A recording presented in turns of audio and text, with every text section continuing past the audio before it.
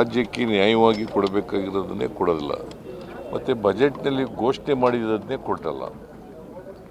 ಇವತ್ತಿನವರೆಗೆ 23-24 ಬಜೆಟ್ನಲ್ಲಿ ಅಪ್ಪರ್ ಭದ್ರಾ ಯೋಜನೆಗೆ 5300 ಕೋಟಿ ಕೊಡ್ತೀವಿ ಅಂತ ಹೇಳಿದ್ರು. ಬಜೆಟ್ನಲ್ಲಿ ಘೋಷಣೆ ಮಾಡಿದ್ರು. ಬಜೆಟ್ನಲ್ಲಿ ಘೋಷಣೆ ನಿರ್ಮಲಾ ಸೀತಾರಾಮನ್, ಆದರೆ ಇವತ್ತಿನವರೆಗೂ ಒಂದು ಪೈಸೆ ಕೊಟ್ಟಿಲ್ಲ. ಅದರಿಂದ ನಾನು ಅವರು ಹೇಳ್ದದನ್ನೇ ಕೊಟ್ಟಿಲ್ಲ ಅಂತಂದರೆ ಏನು ನಿರೀಕ್ಷೆ ಮಾಡೋದು ಅವರಿಂದ? ರಾಜ್ಯಕ್ಕೆ ಈಗ ಅನೇಕ ಪ್ರಾಜೆಕ್ಟ್ಗಳಿಗೆ ದುಡ್ಡು ಕೊಟ್ಟಿಲ್ಲ ಅವರು. ಆಮೇಲೆ ನಮಗೆ ನ್ಯಾಯಯುತವಾಗಿ ಬರಬೇಕಾಗಿದ್ದಂಥ ತೆರಿಗೆ ಪಾಲಿನಲ್ಲೂ ಕೂಡ ಡೆವಲ್ಯೂಷನ್ ಆಫ್ ಟ್ಯಾಕ್ಸಸ್ ಅದನ್ನು ಕೂಡ ಸರಿಯಾಗಿ ಮಾಡಿಲ್ಲ ಅವರು. ಅನ್ಯಾಯ ಆಗಿದೆ. ನಮ್ಮ ರಾಜ್ಯದಿಂದ ವರ್ಷಕ್ಕೆ 4.5 ಲಕ್ಷ ಕೋಟಿ ತೆರಿಗೆ ವಸೂಲಾಗ್ತದೆ. ನಮಗೆ ಬರೋದು ಒಂದು 60,000 ಕೋಟಿ ಅಷ್ಟೇ.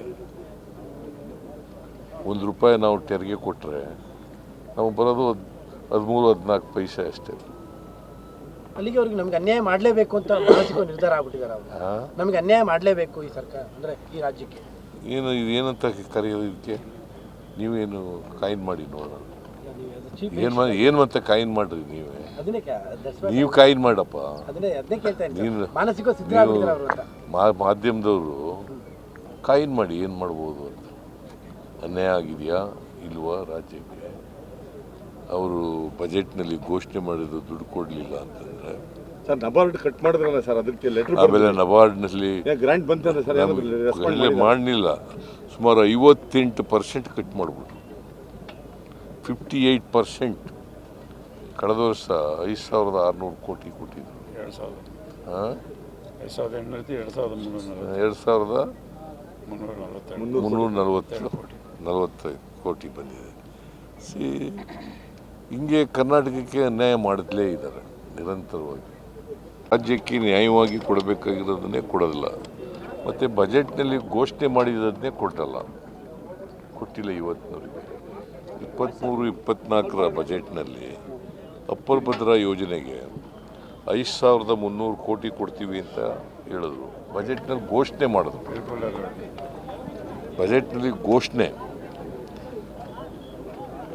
ನಿರ್ಮಲಾ ಸೀತಾರಾಮನ್, ಆದರೆ ಇವತ್ತಿನವರೆಗೂ ಒಂದು ಪೈಸೆ ಕೊಟ್ಟಿಲ್ಲ.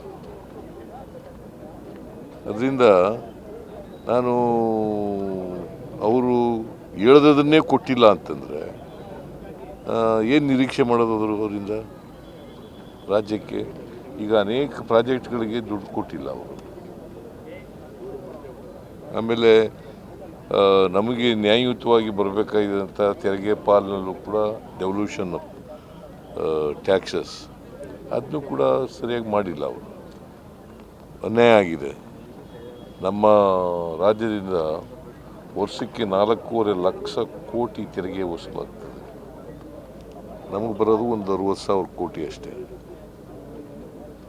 ₹1 ನಾವು ತೆರಿಗೆ ಕೊಟ್ಟರೆ ನಮಗೆ ಬರೋದು 13-14 ಪೈಸೆ ಅಷ್ಟೇ. ಅಲ್ಲಿಗೆ ಅವ್ರಿಗೆ ನಮ್ಗೆ ಅನ್ಯಾಯ ಮಾಡಲೇಬೇಕು ಅಂತ ಮಾನಸಿಕ ನಿರ್ಧಾರ ಆಗ್ಬಿಟ್ಟಿದ್ದಾರೆ ಅವರು. ನಮಗೆ ಅನ್ಯಾಯ ಮಾಡಲೇಬೇಕು ಈ ಸರ್ಕಾರ, ಅಂದರೆ ಈ ರಾಜ್ಯಕ್ಕೆ. ಏನಂತ ಕರೆಯೋದು ಇದಕ್ಕೆ? ನೀವೇನು ಕಾಯಿನ್ ಮಾಡಿ ನೋಡೋಣ. ಏನು ಮತ್ತೆ ಕಾಯಿನ್ ಮಾಡ್ರಿ ನೀವೇ. ನೀವು ಕಾಯಿನ್ ಮಾಡಪ್ಪ. ಮಾಧ್ಯಮದವರು ಕಾಯಿನ್ ಮಾಡಿ ಏನು ಮಾಡ್ಬೋದು ಅಂತ. ಅನ್ಯಾಯ ಆಗಿದೆಯಾ ಇಲ್ವಾ ರಾಜ್ಯಕ್ಕೆ? ಅವರು ಬಜೆಟ್ನಲ್ಲಿ ಘೋಷಣೆ ಮಾಡಿದ್ದು ದುಡ್ಡು ಕೊಡಲಿಲ್ಲ ಅಂತಂದರೆ ಸರ್, ನಬಾರ್ಡ್ ಕಟ್ ಮಾಡಿದ್ರಲ್ಲ ಸರ್, ಅದಕ್ಕೆ ಲೆಟರ್. ಆಮೇಲೆ ನಬಾರ್ಡ್ನಲ್ಲಿ ಗ್ರಾಂಟ್ ಬಂತಂದ್ರೆ ಸರ್ ಮಾಡಲಿಲ್ಲ. ಸುಮಾರು 58% ಕಟ್ ಮಾಡಿಬಿಟ್ರು. 58%. ಕಳೆದ ವರ್ಷ 5,600 ಕೋಟಿ ಕೊಟ್ಟಿದ್ರು. 2,340 ಕೋಟಿ ಬಂದಿದೆ. ಹಿಂಗೆ ಕರ್ನಾಟಕಕ್ಕೆ ಅನ್ಯಾಯ ಮಾಡಲೇ ಇದ್ದಾರೆ ನಿರಂತರವಾಗಿ. ಹೆಚ್ಚಿನ ವಿಡಿಯೋಗಳಿಗೆ ಪ್ರತಿಧ್ವನಿ ಯೂಟ್ಯೂಬ್ ಚಾನೆಲ್ ಸಬ್ಸ್ಕ್ರೈಬ್ ಮಾಡಿ, ಬೆಲ್ ಐಕಾನ್ ಕ್ಲಿಕ್ ಮಾಡಿ.